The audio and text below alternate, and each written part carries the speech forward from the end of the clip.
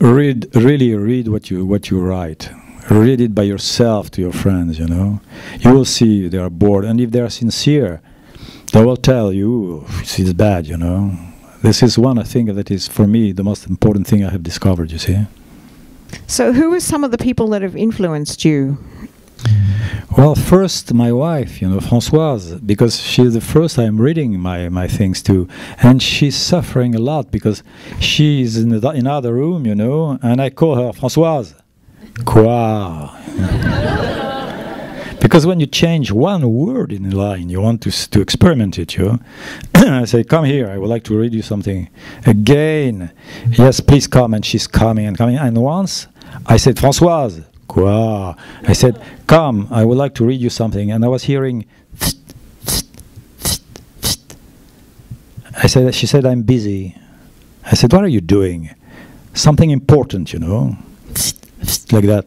So I tiptoed, you know, to her room, and she was trying to take off hair from a brush, you know, and I said, this is important, you know, and she didn't divorce. So it's wonderful, you know. She's still here.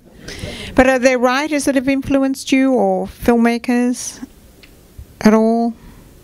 For sure. Well, there are writers that I admire, you know, but you can't imitate Billy Wilder or Capra or Preston Sturges, you know. You know, I had lunch with Billy Wilder because he remade L'Emmerdeur. It was a very bad movie called Buddy Buddy with Jack Lemmon and Walter Matthau, you know. It was my film. And he invited me for lunch. And he brought me in a croissanterie. We had 2 croissants like that with the coffee. It was lunch, you know. It was so weird.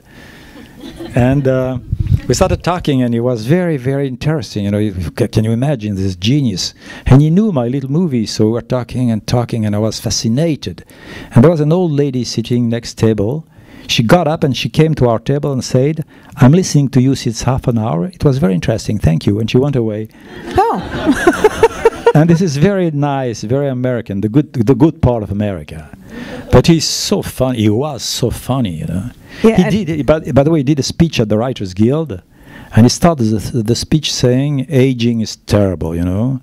I have a friend who is 94 years old now, and he went to the doctor and said, doctor, I have problems to pee. And the doctor said, you peed enough.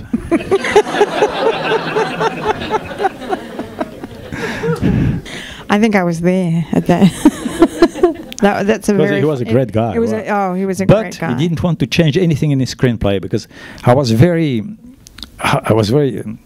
didn't think he would give me his first draft. His draft. It was a final draft, and he called me and he said, "I just finished my screenplay with Diamond. Can you imagine Diamond, Sunset Boulevard, and all that? You know, Some Like It Hot. You know." And he sent me the screenplay, and I wrote it. I read it. It was very bad.